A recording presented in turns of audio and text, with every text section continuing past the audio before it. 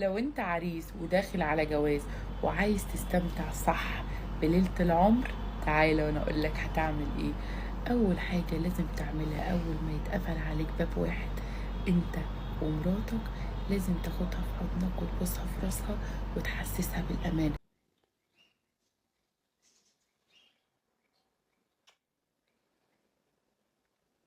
امان ايه يا نغم؟ ده احنا مخطوبين بقالنا كام شهر، ان شاء الله تكونوا مخطوبين بقالكوا كام سنة.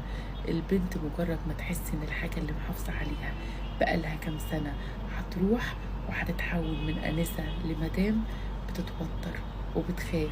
والمفروض واجبك كزوج وشاطر وذكي انك تشيل التوتر ده وتضيعه خالص. اعمل ايه؟ تعالى وانا اقول لك هتعمل ايه. خدها في حضنك ووشوشها في ودنها، قول لها حبيبتي مش شرط النهارده ولا بكره ولا بعده،